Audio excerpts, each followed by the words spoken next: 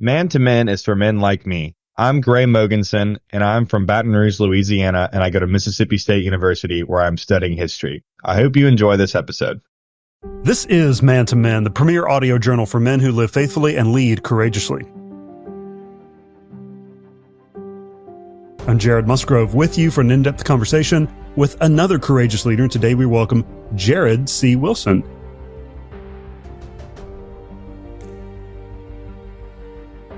He's an assistant professor of pastoral ministry and an author in residence at the Midwestern Baptist Theological Seminary. He's also a staff pastor for preaching, and he's director of the Pastoral Training Center at Liberty Baptist Church in Kansas City, Missouri. Jared is an award-winning author of over 20 books. We're going to talk with him today about his latest, The Storied Life. You should also know that he hosts two podcasts, one for the Church Podcast, and he co-hosts the Heart of Pastoring podcast with Ronnie Martin.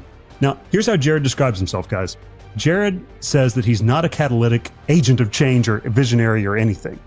He says he's a failed church planner who once made a mess of his marriage. He likes food too much and worries way too much about what people think. And he's definitely not all that he's cracked up to be. We'll see about that today, man.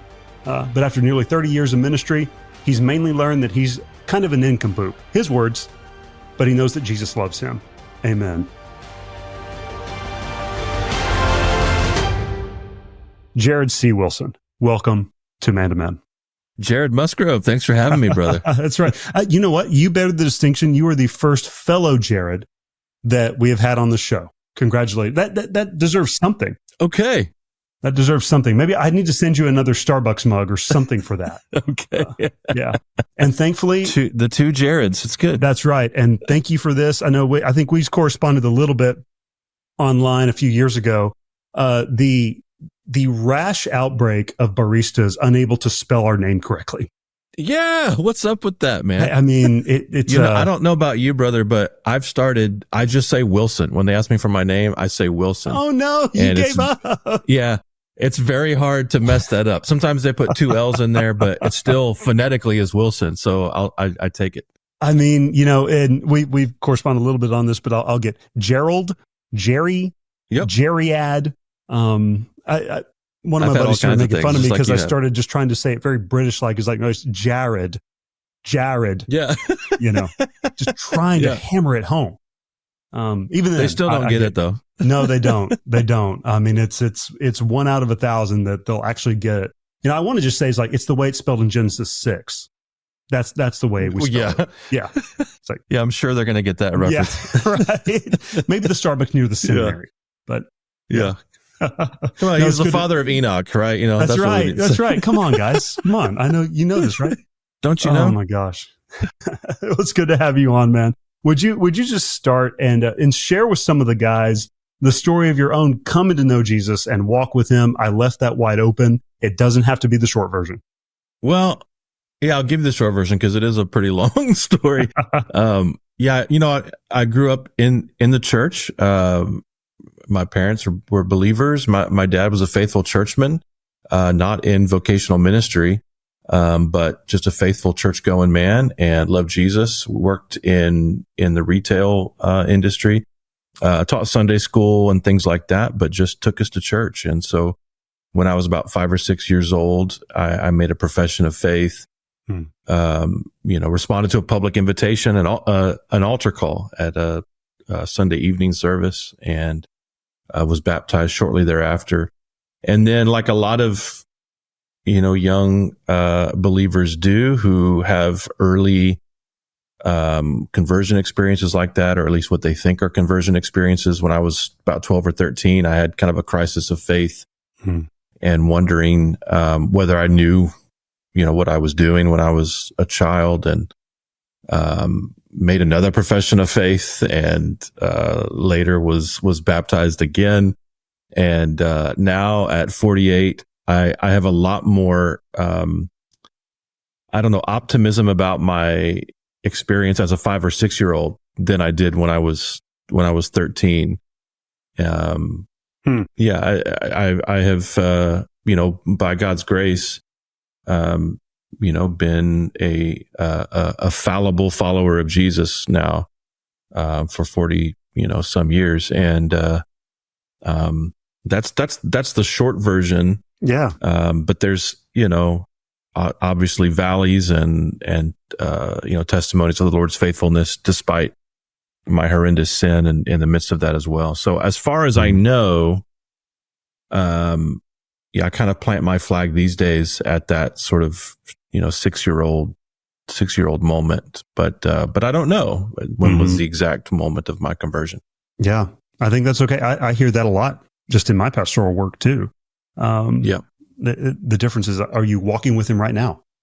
Because if you are, something happened back there. That's right. Yeah. So at some point in the path, you started walking with it. Yeah. I like to say, you could pinpoint it 2,000 years ago. Right. Yeah. 2,000 years ago, a decision was made. Yes. The and that's why I'm a believer today. Mm-hmm. That's right. Well, what have been some surprises on your career path? What led you to pastor, and then what you're doing right now? You've kind of like we talked a little bit in the pregame. We're both kind of co-vocational, so I'd love to hear what was the path to kind of doing the things that you're doing right now professionally. Yeah, well, I've always wanted to be a writer, so being able to write, at this stage is a childhood dream come true. I since I was a child, loved books and loved reading, and wanted to be an author. Even from like first to second grade. My dream was I want to write books like these books that I'm, that I'm reading. Cool. When I was in junior high school, my dream probably at that time would have been to write for like Batman comics. Because I was a big comic book nerd and loved Batman, of course. And so at that time, I would have said that's what I want to do is write, comic books. And it was in my it was the summer between my 7th and 8th grade years that I was at a youth camp, Camp Zephyr, which is near Corpus Christi, Texas. Mm-hmm. I think it's still there. I think it is. Yeah. Was at a youth camp. And one morning I got up to go have my morning devotions at a picnic table and found myself reading, the call of Moses there at the burning bush. And in that exchange, Moses making a number of pleas to kind of forestall this call upon him to go, demand the release of the Israelites from Egyptian bondage. Who am I? Questions of identity and inadequacy. I was a stutterer from, probably kindergarten all the way into college. I struggled with a stutter, and when Moses says, I'm slow of speech, I don't know if he means I'm ineloquent or if he means I have a speech impediment, but in any event, that kind of latched into my heart, and the Holy Spirit used that devotion to put this alien idea in my head that I was going to be called to ministry. And of course, in junior high school, you don't exactly know what that means. I wasn't thinking senior pastor, or I thought, maybe this means I'll be a youth pastor or something like that.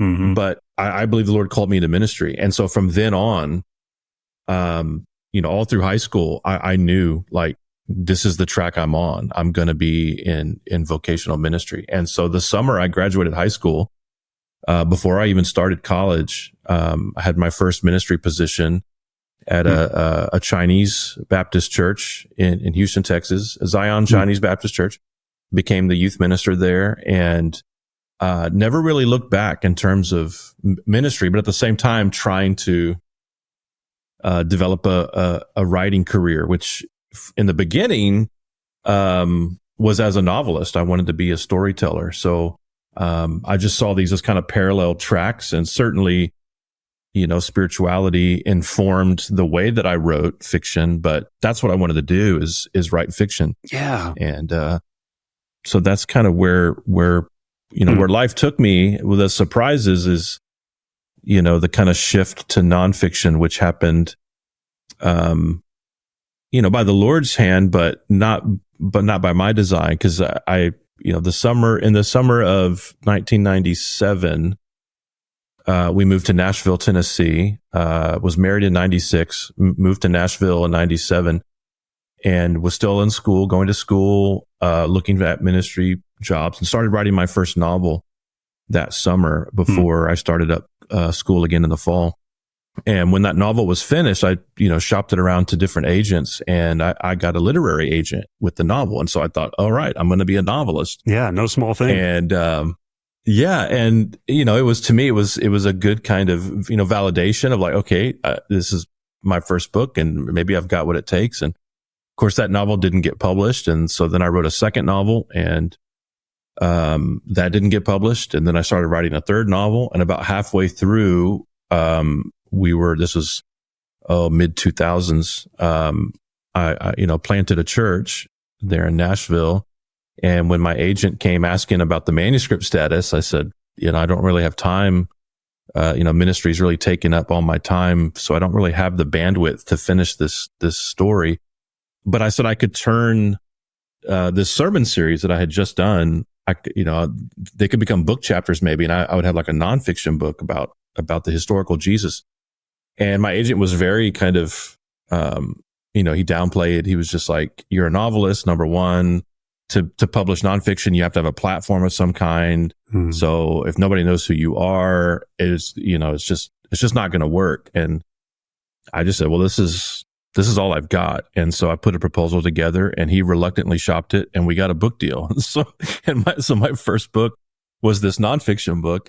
And then I did a couple of things like Bible study stuff for Lifeway, and a couple of things for Crossway. And I was doing some freelance stuff for some guys. I was, around that time was getting connected. I was doing editorial stuff for like Mark Driscoll and Ed Stetzer, and was the beginning stages of getting connected with Chandler. And And so when I went back to my agent, and I just said, hey, I actually have some time now.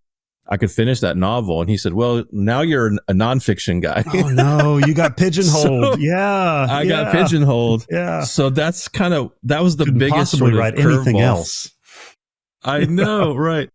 And thankfully, later that first novel, did get published actually as part of kind of I don't want to cast any aspersions on the publisher, but it was kind of like, we'll throw you a little bone for this work with Chandler. So he had, Matt had just gotten signed. He moved over to David C. Cook. The first book I helped him with was with Crossway. And then he moved to David C. Cook. And was that the Philippians book, if I remember correct? I'm just trying to remember. Yeah, To Live as Christ. And then we did his marriage book after that. But as part of the deal, they said, it was a work for hire thing. So like, we'll pay you X amount, and we'll publish your little novel. Was kind of the little, they knew that I wanted that. And so that first book eventually came out. Yeah. Okay. Was that Echo Island? No, that was, it's called Otherworld. Otherworld. Okay. Got it. Yeah. And it was kind of disappointment. It was good to see it come out because it was my first book and kind of my first love, and obviously my first, novel to get published. But they did it in a kind of an e-first campaign. So like you could buy a print on demand, but like you couldn't walk into a bookstore and see it. It was just online only kind of thing. And, and they didn't give me a whole lot of time to kind of update it because I had written it in 97, right? So before really cell phones so there's a lot of guys checking their voicemail and using payphones and things. And so when I had to update it in 2004 or 5 or whatever it was, later, they didn't give me a whole lot of time to kind of fix some of those things, but but it worked out. Yeah. No complaints. Yeah. So I love the variety of things that you like to write in. I definitely learned, I remember being told in my writing classes, about Nicholas Sparks, he wrote The Notebook and everything. And he was told after that hit, just super big, they're like, you have to be a romance writer. You can't write other things. That seems to happen to a lot of authors. Well, I tend to think the opposite. Like you just need one book to like take off and be a huge bestseller. Then you can do whatever you want. You would think, guys like Grisham and Stephen King and some of those guys, they have proven that. That's true. Once it's your name they're buying, you can pretty much, right. When your name is bigger than the title. I'm still kind of, I don't know if that's ever going to happen for me, but I'd love to diversify that way. Yeah. Yeah. Well, man, you do a lot of writing. You do a lot of good writing. What makes writing good? If you had to explain it to the guys, what should we be looking for? Yeah. There's a number of qualities, that I explore in the storied life. But if I had to just pick one that I think really elevates is not just competency, right? Like, we tend to think of quality in terms of people know where to put the punctuation marks. Like, where does the comma go? What's the difference between a comma and a semicolon? grammar. I'm still working on a few of my students on that sort of thing. So you can be grammatically correct and write in a competent way. But the thing that I think elevates is really a sense of almost an ecstatic or exaltational sense, like creating a sense of wonder. Because if writing, like any other artistic pursuit or creative pursuit, is ultimately a gift from the Lord, even if you're not writing explicitly Christian things, we write as if unto the Lord, and therefore it needs to have a sense of thanksgiving, a sense of excitement, a sense of artistry to it. And that's really hard to come by, I think, even among some Christian writers who, you and I both have read probably a number of theological texts that they just read like a microwave manual or something. And it's like, well, there's nothing wrong in this. All the information is correct. But I think one of the reasons why the older works still endure is because they didn't just have correct information. They had kind of a sense of worship as they wrote. Yeah. An exaltational sense that kind of elevated, so that the turn of the phrase, which, doesn't replace the accuracy of the phrase, but the turn of the phrase is an adornment to the accuracy, which I think is something that should distinguish at least Christian writing. Certainly it distinguishes good writing, but Christian writing, I think, needs to have a sense of beauty to it, a sense of wonder to it. Oh, it's wonderful. No, you're saying many things. A few months ago, we had Jason Fabok. You mentioned Batman earlier. He actually drew Batman for DC Comics, and wow, he was on our. Yeah, go find that episode if you like his work or you like anything kind of in that realm. We had a great time with Jason. I mean, he just did a fantastic job. But he talked about many of the things you're talking about in his art. Is that the only thing that can help you bring that energy is, am I working in things that I really believe in? What are different forms of writing? We talked about comic books, we talked about fiction, we talked about theological writing, nonfiction writing. What are different forms of writing that men who may be exploring a writing call can get into? Does it all have to be published books? Does it, what are different ways that guys can kind of get in there and start exercising those muscles? Yeah, well, I think even just for your own self, there's, the long sort of, history of journaling and, diary entries. So, there's a good number of men I know who they write out, their prayer times, or they're writing in response to their Bible study time, either in a journal or like in the margin of their Bible. I take notes in my journaling Bible. And so I'm writing sort of just these, short commentary sort of thoughts, sometimes short devotional thoughts. Yeah. That's an aspect that of writing that other people may not see, or maybe just those in someone's immediate family. Or it's beautiful. One thing I've done is take a journaling Bible and fill it up over several years with notes and things. And I gave the first one to my eldest daughter when she got married a couple of years ago. So now she has this, what I hope will be a keepsake.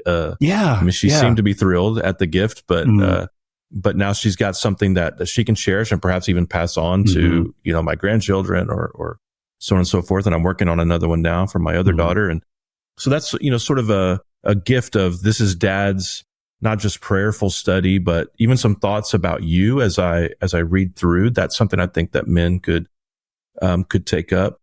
But even just, one of the things that, at the seminary where I teach, when I teach a writing class, we work through different genres of literature. And there's things that some of the students have never touched in their life. They have to do 2 short stories.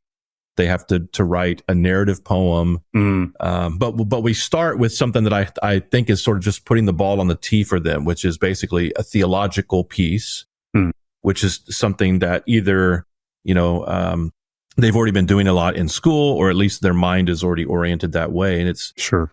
Make a theological case, have a thesis. What's your argument? This passage of scripture teaches X, and now defend that.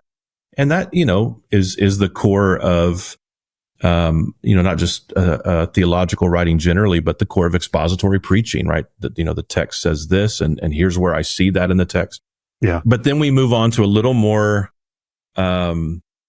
depth, which is to say, okay, now you've made, a theological piece with an argument, a thesis, supporting statements. Now write a devotional piece. So you're not just taking the text of scripture and explaining it, but now you're applying it spiritually. Maybe you use an illustration, so there's a little bit of storytelling in it, or at least some kind of imagistic kind of approach. And you just begin to stretch them a little bit creatively when you get to a devotional. So by the time we get to things like narrative poem and short story, they've got their muscles a little bit developed as they can be over the course of a semester. And so, I think, being able to experiment a little bit with different forms of writing, whether it's for others or just for yourself. Try different genres, try different things, and see what, you never know what light bulb might go off, or that you might have a gift for something that you didn't realize that you had. That's so true. Why is it that, you teach this in class, you write professionally? Why is it important that Christians particularly recognize and practice good writing? Well, we're a people of the book, aren't we? So, there's so much that is intrinsic to the Christian faith, originally in an oral tradition, but that it revolves around the words and about words. The Lord spoke and the world was created. In the beginning was the Word. And so there's something to logos. There's something to the putting words together, which isn't just an arena for communicating the biblical word or adorning the biblical word, but is also in even just creatively is a reflection of being made in God's image. So whenever, and I would say this about, any artistic, pursuit, you probably have men, watching who, they may not, write or something, but they probably, may do woodwork or some other kind of creative skill that involves creating something, whether they're building something or making something, or maybe they paint or they sculpt or something like that. And all of that is a reflection. You're beginning with chaos. You're beginning with, whether it's a blank page or a blank canvas or just a block of wood, you're beginning unformed. With nothing. Yeah. And then you're saying, let there be a story, let there be a devotion, let there be a table or a sculpture or something. And it's a reflection of who God is, that he has wired this in us to create. And I think writing is like that. It's the closest we can get. We cannot, because we're not God, we cannot create ex nihilo, but it's the closest we can get to creation out of nothing. You look at a blank page and you say, let there be words, and there is now a story, Yeah. Oh man. What advice do you have for some of the guys? So I've sat with a lot of men, you have too, like, oh, I've got an idea for a book. I've always had this idea, what advice would you give them to explore wrestling that thing into being? What would it look like to do the work to actually bring that thing into being from just a great idea you've always had? Well, I know a lot of people, as you probably do as well, who have a book in them or think they do, or they have an idea. And what I've discovered is a lot of folks who they want to have written, but they don't really want to write. Yeah. They want to have written a book. Oh yeah. It's hard work. I want to be an Olympic athlete. But I don't want to do years of training. I want to dunk a basketball. Yeah, exactly. Exactly. But am I willing to put in what it will take to actually do that? And there really are no shortcuts. I mean, there can be shortcuts once the thing is produced, in terms of, a platform and that sort of thing. A lot of that is who you know and so on. But in terms of actually writing a book, you actually have to write the book. And that's usually the first thing I say to someone is like, have you written before? And, if they say no, as sometimes they do, I say, well, there's no substitute for actually sitting down and and actually writing. You have to be disciplined enough to produce something, and then even to go back and make it better, because the first thing you produce, especially if you've never written before, the first thing you produce is not going to be a quality work. So you have to continue to refine and refine, and that's true of anything. I know that can be a bummer for some, but it's just true of anything that you want to get good at and be disciplined at. It's really a long obedience over time. And, I like to help, aspiring authors and those who are just starting out. But sometimes in the flesh, I get a little irritated because I was writing for like 12 years or so before, well, maybe more than that. Yeah. Before I had a book, published. And, I don't know a lot of guys who are willing to wait that long.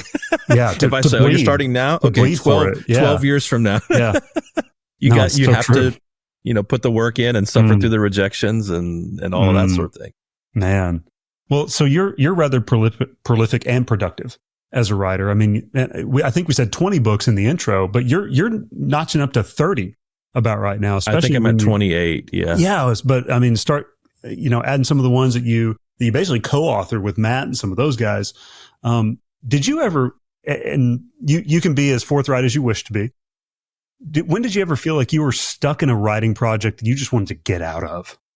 Yeah. I think the only time, you sent this question ahead of time, and I couldn't really think of something that I've produced that's been, published, but there was a writing project that I worked on. It was a curriculum, project for somebody. This was ages ago. And, the goalposts kept moving and they kept adding in multiple things. And, when the, what you're writing toward is unclear, and that's true even if it's just your own idea. Yeah. But what I was writing towards kept changing, and I really wanted to get out of that project. If they weren't paying me, if I knew it wasn't a guaranteed paycheck, I probably would have said, I think you want somebody else who's a little more able to surf these waves, because I just I don't know if I can go there. There's been other projects where maybe the editorial process can be frustrating. Oh gosh, when you're publishing. Yes. So often you want to be paired with somebody who gets you and really resonates with the material. And there's other, editors who that may not be the case, but they're mainly just focused on making sure it's well written, and that's fine. But sometimes when you're lined up with somebody who philosophically you're not really on the same page, and it just seems like a bad match. There's been some times where I've been a little frustrated, and I don't know if you've had this experience, Jerry, but like if you're going through kind of the edits, you're tracking, the track changes, and there's these big long comments on the side, and you just read it and go, I have no idea what. And I sometimes I just delete it. Yeah. I'm like, I don't agree with that. It's like, I bet they'll forget about that, right? That's right. I try. Yeah, I don't think they will. I mean, I try to be as like accommodating as I can, because editors really do want you to put out a good book. But sometimes when that's over time, you discover like, I don't think this person knows, what I'm writing, about. And I don't think we're on the same philosophical page. You have to kind of take some things with a grain of salt. So there's been a few frustrating moments like that, but thankfully I've not been in the middle of a book project where I've thought, I got to get out of this. Any projects that you wish you could go back and change up, or that just would be forgotten entirely? No, not forgotten. There's certainly things, that would love to go back and fix. My first Crossway book was a book called Gospel Wakefulness, which I think it came out in 2011, and it's still, people bring it up to me, to this day, how influential it was for them. And in a lot of ways, it's kind of if I think of like my publishing career is almost like a wheel, it's almost like at the hub of that wheel, almost everything I do has been sort of an application of this gospel centrality to a different facet or a different aspect or a different issue. And that book is really kind of the heart of gospel centrality for me. And there are things I would love about that book, because it's kind of my cult classic that I wish I could kind of go back and go, I wish I hadn't have quoted this guy, or I wish I, oh, sure. or I think I could have expressed that better. And, looking at some of, the critiques over the last 13 years or so, there's been things like, yeah, I think I could have said that in a more clear way, or I could have offset some concerns with this or that. But by and large, I'm pretty happy with how the things have turned out. But that would maybe be the one that I would like to kind of go back and take another run at. Maybe release like an updated version or something. Sure. Yeah. I mean, sky's the limit on that kind of thing, I think. But it's cool to hear you say that you're really proud of your work. Would that all of us as men, whatever the work is, we could look back, on maybe like half a career at this point for you, and have that feeling. And I know as an author, asking you to choose some of your favorites, especially if you like them all, as you do, is like asking a father to choose among his own children. I do have favorites, yeah. But yeah, exactly. So what are they? What are some of the favorite things that you've written? They may, and I understand this too, is like they may not have even been sometimes the most successful things, but what did you personally love and just still love and favor to this day that you produced? Yeah, for a long time, my answer to like my favorite of my books was a book called Gospel Deeps, which came out right after Gospel Wakefulness. It was my second Crossway book. I think 2013 or thereabouts. And, because I was able to do exactly what I wanted to do. I had a very clear sort of vision of like, this is looking at different facets of the gospel and just enjoying them. I just want to write a book that helps people just exult in the finished work of Jesus. And Crossway was like, yeah, go for it. And everything from, hey, what would you like to see the cover look like? And I gave him this weird vision of like a Moby Dick class, like an old, vintage book cover, that sort of thing. And they're like, yeah. And what they came up with looks like what I had in my head. Yeah, I'd say so. So just every piece of it ended up the way kind of I wanted it to go. But I think more recently, so The Imperfect Disciple, which is by far my best-selling book.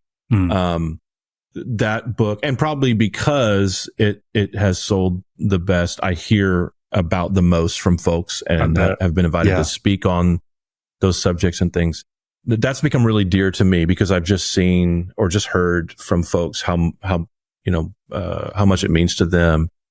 So I probably would say Imperfect Disciple and maybe Friendship with the Friend of Sinners, which came out last year. Yeah. Which is kind of a spiritual cousin to that book. Yeah. That's fun, man. What are you working on now that you can share with us?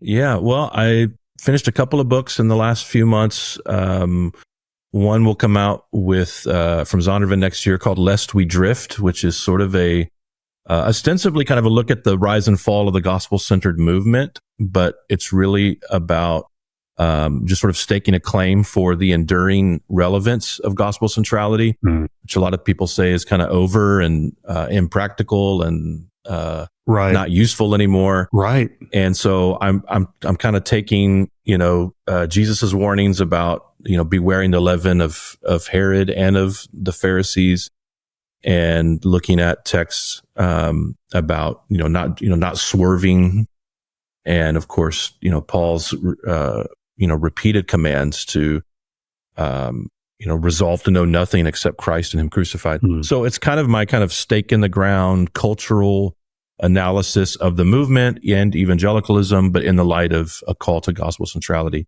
That comes out next year. And then I've got a little book from Lexham Press that'll come out late next year that I just finished on. It's in their Care of Souls series, edited by Harold Sinkdale. Yeah, good. It's on pastoral mentoring. So basically, pastoral mentoring for the care of souls, or training within the church, a church-based pastoral mentoring. Yeah. Hey, dads. We're all doing our best to raise young men who follow the Lord, have a committed faith, and prioritize their spiritual growth. And if you're a dad like me, you're always looking for ways to get your son involved in things that can help him do just that. Now, I've personally witnessed that working camp is one of the best ways for young men to cultivate not only a strong work ethic, but to be surrounded by like-minded believers their own age who can fan their faith more into flame. Lifeway, friend of the show and sponsor for Man to Men, offers 3 incredible summer camp experiences in Fuge Camps, Student Life Camp, and Centra Kid. They're always looking for young men who love the Lord to join their staff each and every summer. So dads, here's your reminder. Drop a hint, encourage your college-age son to step out of his comfort zone next summer and consider working camp.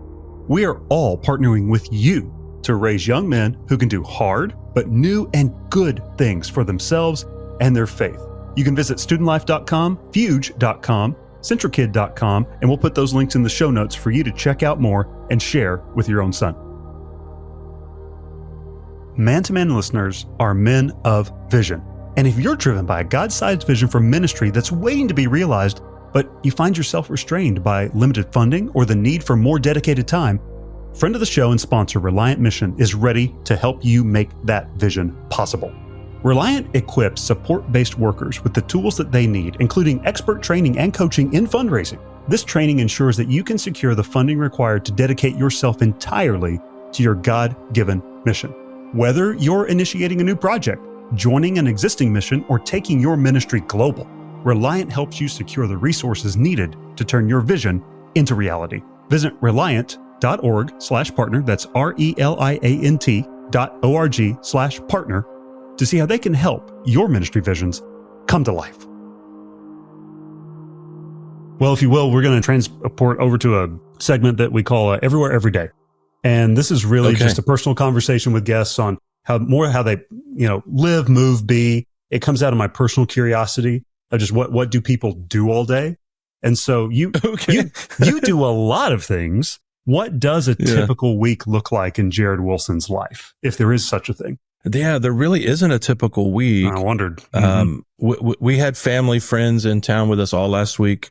And, there was a few things I had to get done here and there. The semester at Midwestern is about to start up in a couple of weeks. So there's some housekeeping things I had to prepare for. But in general, I just was hanging out with them. And my buddy David was just sort of like, do you have to work this week? Do you have to go to the office? And I was like, no, I don't have to do any of that. He's like, are you on vacation? I was like, well, it's summer. I guess I kind of am. I don't know. It's like, I'm a teacher. It's summer. Really, yeah.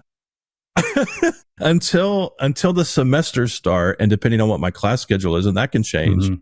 So I orient things around the days that I'm teaching, and I travel. So that changes, a lot. Like this weekend, I'm going to New York to preach, and, but that's not a normal thing. You know what I mean? It's a different place and it's different times. There's no consistency to that. The only consistency I have now is, as of last year, I was hired as the primary preacher at our church. So now I've got this, every week I got a sermon to prepare, a new, which I used to do ages ago, but, I've had to find that rhythm. In fact, I started last fall and I was trying to finish up that Zondervan book. And I was finding it really difficult because all of my thought was going into this sermon, and I was like, I got to finish this manuscript because I'm past the deadline here. And I kept asking myself, like, I used to do this. I used to write books and preach every week all the time. Like, how did I do it? And the only thing I could figure out was that I was younger then and had more energy. And now it's a lot harder in middle age to, like, I can't stay up all night. I used to just say, like, oh, I'll just stay up all night and write. Oh, and man. Now like 11 p.m. hits and my brain's like, I think we're done, big boy. Like this is it. We'll have to try again tomorrow. So I'm still trying to figure some things out. Yeah. There's really no such thing as a typical week.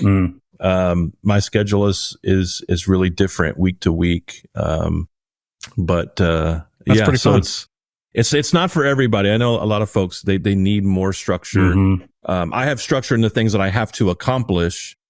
I know what the projects are, and I have multiple things in the hopper, but I have the freedom that week to week, each day can be however I want it to be to accomplish those things, which is great. The seminary is very generous with me, apart from teaching and when I'm in town, going to chapel and if I've got meetings, that's fine. But I'm not, it's not a 9 to 5. I don't have to be in an office all day, every day, and that sort of thing. Yeah. No, I hear you. So you do travel a bit, and I sent you a couple of questions ahead of time. There's a few I have that I didn't. So here's one that I didn't send ahead of time, as we just talked about you traveling, kind of life rhythm and everything. What role did the Disney parks play in your life? And anyone who's followed you online I can see that you've got a love for the parks. So can you tell us a little bit about that? Yeah, and that's really what it is. Like, there are some people that are Disney everything, and I'm cool with Disney movies, I guess, but I'm not a Disney movie fanatic. You know, I'm not doing cosplay or anything like that. But Thank you. when I was a kid, you know, I went to Disney World. My dad won a trip through Montgomery Ward, which is where he was working at that time as a store manager. Yeah. And there was some kind of contest. I don't know if it was a sales contest or what it was, but essentially he won a family trip to Disney World. So we got to go on Montgomery Ward's dime to Disney World when I was, I don't know, 6th grade, maybe something like that. I think 6th grade, which is, you know, a little bit older than the ideal age, but it was ideal enough for me to kind of click on this nostalgia thing. I'm not even a thrill ride guy. I don't do roller coasters, but just the Main Street and the Disneyana of it, the nostalgia of it, and the environment. And then my wife and I honeymooned in Disney World as well. Yeah. And so, it just, maybe you have better words for it, but it just speaks to that sense of wonder. And I think nostalgia is probably the good word, which is weird because, you know, like neither of us grew up in the 50s, you know? Yeah, there's a history there you don't get at Six Flags. You know, there's a creativity, and for better, for worse, they've kind of built up the cult of Walt a little bit too much, but it is it's a cool American story. I'm more fascinated by the way things work in Disney parks. Okay. I mean, they do everything with excellence. Yeah. Like anything behind the scenes on like how they do, you know, like Pirates of the Caribbean or something. It's like, that's pretty interesting. Okay. Yeah. There's something, I don't know what the word is, but there's something about feeling like you're inside a diorama. Yeah. Which is why, for instance, like I like the Living with the Land ride at Epcot more than I would, you know, Aerosmith's Rock and Roller Coaster or whatever. There's something about, I like Carousel of Progress. There's something about seeing the little scenes and riding in a little boat and being inside a world that has been, our favorite restaurant is the San Angel Inn there at Epcot, which it's inside, but it feels like you're outside. There's something about that kind of creation that just hits my pleasure center in some way. I'm not sure what it is. Yeah, well, that's exactly what it is. Yeah, absolutely. Yeah. Well, kind of staying on that track, man. Like, what are books and places you go to for imagination? You're widely read. You know, I'm picking up novels, theology, maybe some comic books. What do you like reading? What are you enjoying right now? Yeah. Well, my favorite has always been, and as he considered George MacDonald his master, C.S. Lewis, I think, is my master. And as we talked in the beginning about kind of the diversity, like that doesn't really exist anymore. People who can write everything. I mean, the guy from, you know, children's fiction to, if you consider it science fiction, but adult fiction and the Ransom trilogy, and then cultural commentary and devotional and literary criticism, which is really kind of where he began and his, you know, his centerpiece.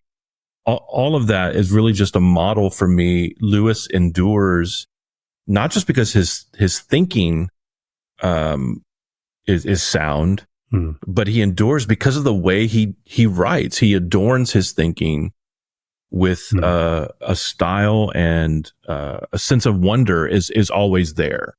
You know, his baptized imagination. Yeah, there's a playfulness to it. Yeah, absolutely. That baptized imagination. Things like Mere Christianity, and all of that, the way, you know, I think it's in Mere Christianity where he talks about the man in his little bedroom saying his meager prayers, but he is involved in the whole threefold life of the Trinity, you know, and just that image of a man praying in a little bedroom in the dark and the idea that he's enveloped in God, like that sense, I think I just experience all through what he writes. So I continue to go back to Lewis over and over again. I teach Paralandra as part of the writing class as well, and get to see other people's eyes kind of open, to that. Currently reading Stephen King's latest collection of short stories. There's at least one, I think, novella in there, but which I think is called "You Like It Darker." You Like It Darker. That sounds like Stephen. Yeah.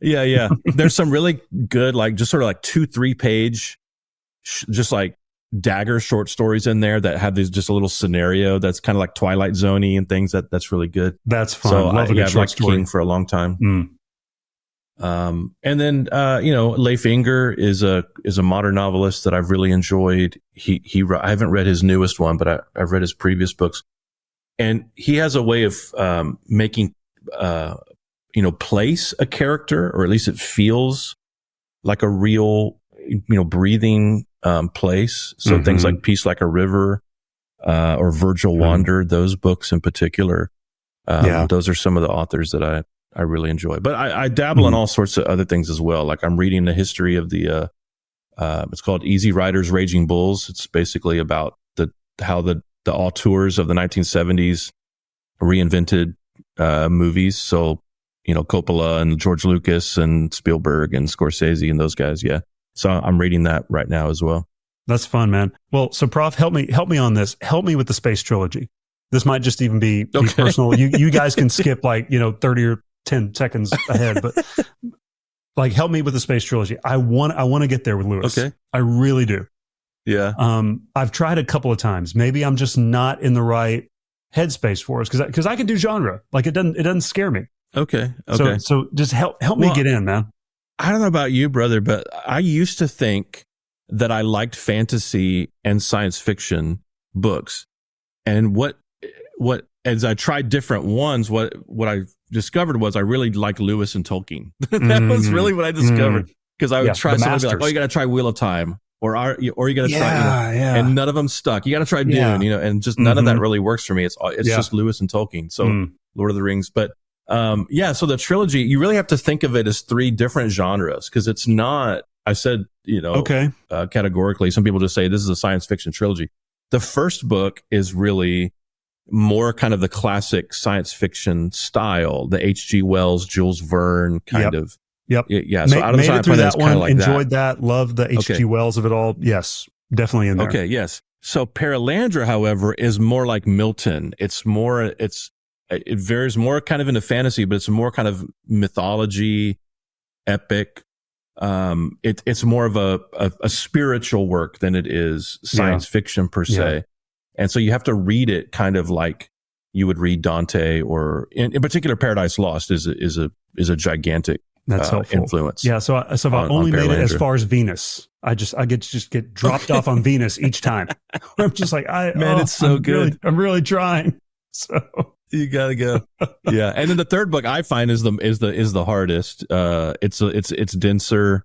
And it's more like a dystopian kind of, Aldous Huxley, George Orwell kind of thing, but it has the elements of all the other stuff in it as well. You got Merlin, the wizard Merlin coming back from the grave and all these sorts of things. Whoa. Okay.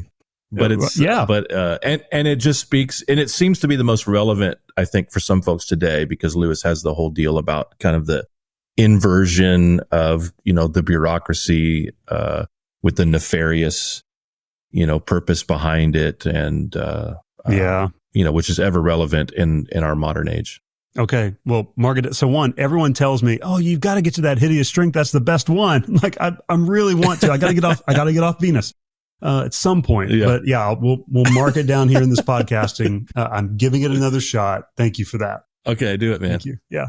So, man, just kind of steering here, and I know you've even said it here. You've written a lot about it, but the gospel is so central, and I know you've experienced so much of the gospel in your own life. You write in your own bio that you once made a mess of your marriage, and yet the Lord has restored much there. What would you share with the men out of that experience? Both, we've got younger men who are collegiates, who are just graduated from college, and we've got many guys kind of our age and even older. They're just years into their marriage. What would you share with them about that season of your life and how you saw God work there?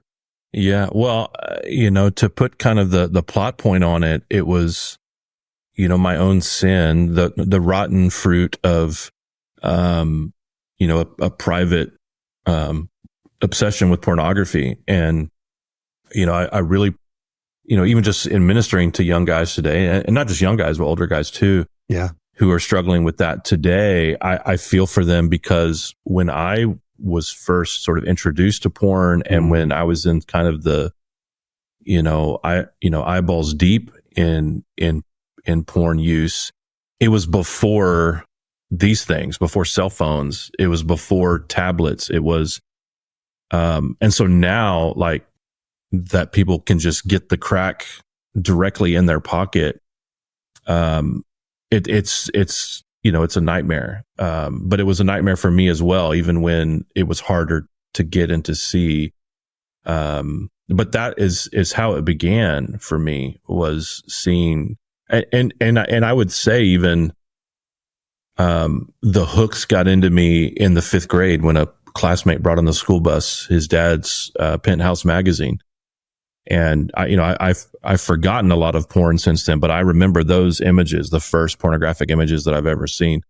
I still remember those. And once I could, right out of high school, have my own computer in my room, and this is still days of dial up, but still it was like, now the drug is now mainlined right into my bedroom. And I kept that, secret and hidden, and on the outside, put off this persona as a good religious kid, and, going into ministry, and I'm a Christian leader. I was the president of my, Christian club in high school, and began leading, youth services my senior year of high school for my youth group. And just, my wife married me under the pretense that I was a, godly man. and I wasn't. I believe I was a believer, but she didn't know about this, this hidden sin that I had, which, one thing I would say to guys who maybe are struggling with this is you've got to get into the light, because it doesn't stay, even if you keep it a secret, the impact of it begins to shape you and affect you. And so I was colder to her. I was harsh to her. And eventually that's, my marriage was essentially squashed. I'd crushed her heart over and over and over again through my behavior and through my coldness. And to the point where one day she just said, I don't know who you are. You're not who I thought you were. And I don't want to be married to you anymore.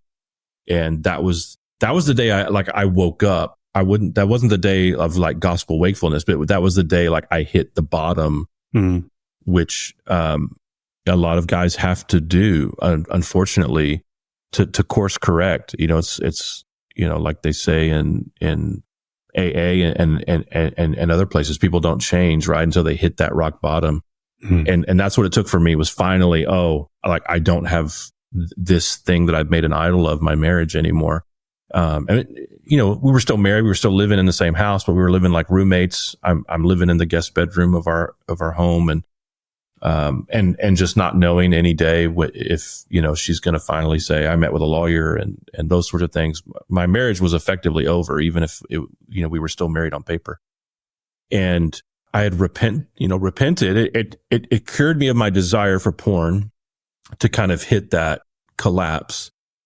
But I had no joy. I had no hope. I was begging God to do something in my life. And I went through a really profound period of depression where, I was even, researching, painless, suicide, and just thinking, if I've made a mess of this, I can fix it by just taking myself out. I can show her that I love her by like destroying myself. And which is what, depression plays those stupid mind tricks on you. And yeah, it does. Which, to have done that would be the worst thing, that I could have done to her. But just my brain was playing tricks on me, and the enemy was whispering, awful things that I was, trying not to believe. And one night, as I was just asking God to give me a reason not to kill myself, and just asking for some kind of, sign of hope or something, nothing miraculous changed externally to me, but I was reminded of the good news of Jesus,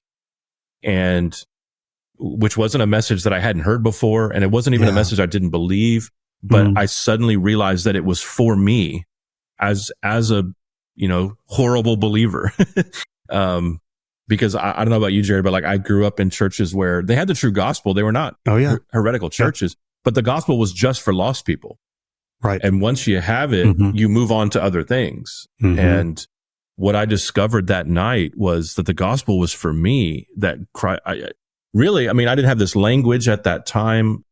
It was not as articulate as this, but I discovered the imputation of the righteousness of Christ, that I was not as good as what I had or hadn't done. I was as good in God's eyes as what his son has done for me.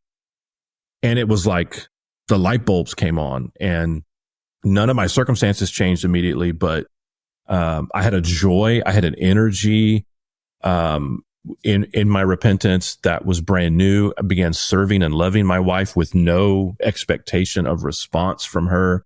And that's how you know you love somebody, right? Is when they don't return your love, but you keep loving them. If you only love them up until the point that they're, responding to you, it's not really love. It's some kind of exchange, And I'm loving her and serving her, and she's like, it's done, it's over.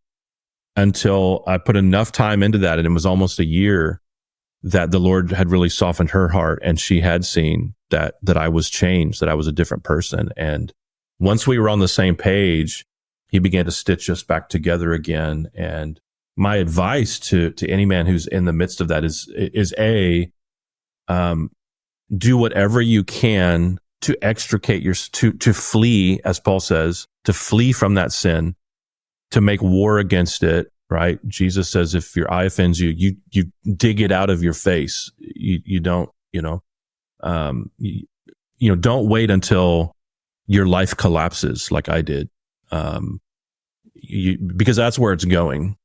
So before that happens to you, repent, bring it into the light, go, John Wick on this sin. You have to destroy the opportunities you have for it. You really have to get, go warfare on these things because it's that serious. And secondly, and most importantly, is the way you replace any idolatry is with right-sided worship. And so to look at the gospel of Jesus and trust that it's not just something for you in your past, for your conversion experience, but it's the grounding for you now in this very moment. It's the energy to obey. It's the grounds of your validation. It's the source of your justification, of course. So those would be my 2 words of advice. Is essentially repent and believe. That's the biblical application point. Gosh, it never gets old. Hey, thank you, Pastor, for sharing that with us. It doesn't. Yeah. Thank you just for sharing that story. And I think a lot of us will be affected by it and can probably see ourselves somewhere in your story, man. Thank you for sharing that. You preach and write a lot about the gospel. What is the gospel, Jared Wilson? How would you answer that? Yeah, well, it's not complicated. It's simple. It is deep, but it is simple. And I always just go to 1 Corinthians chapter 15, the first few verses there, where Paul says, I want to remind you of this gospel that I preached to you, that Christ died for our sins in accordance with the scriptures, and he rose on the third day in accordance with the scriptures. So you could say a lot more, right? I mean, there's so many implications.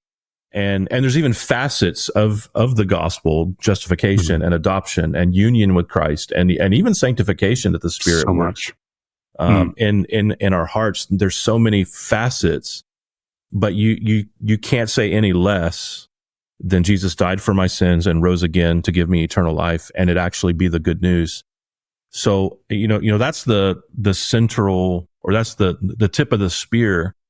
As it were, it's the same thing that we heard in, Vacation Bible School or any, children's church or from Billy Graham or whatever it is. The key is trusting that we don't move on from that. As Paul even indicates there in 1 Corinthians 15, that gospel, that simple gospel, is the gospel in which you stand. You didn't just receive it past tense, but you're standing in it present tense. And he says you're being saved by it, present, future tense. So that tells us that it's big enough, it's deep enough, as simple as it is, it's deep enough for eternal life. So certainly for the rest of our lives. So good, man. Yeah, it reminds me of what Keller said. The gospel is not the ABCs of Christianity. It is the A to Z. Yeah. Well It's said. the A to Z. Well said. Yeah. Well, Jared, where can the guys connect with you, find you online, socials, the books, all of that? Yeah. Well, if you go to jaredcwilson.com, that's my website. You can see, the list of my books, and then links to social media is on there as well. That's kind of the one-stop shop, is jaredcwilson.com. Yep. All right. Well, Jared C. Wilson, thank you so much for joining us today and sharing with the guys here on Man to Men. Thank you, Jared. I appreciate it, brother. Man to Men is powered by Beta Upsilon Chi, the nation's largest Christian fraternity. We're commonly referred to as Bucks. We exist to equip and empower college men to live faithfully and lead courageously. You can find out more about Beta Upsilon Chi by transliterating our Greek letters and adding a .org. That's byx.org. If you're enjoying the podcast, please subscribe and consider giving to our work with college men across the country by following the individual partner link in the show notes. We are produced rather well, I might add, by the good gentlemen of the Good Podcast Company. Until next time, I'm Dr. Jared Musgrove with Man to Men.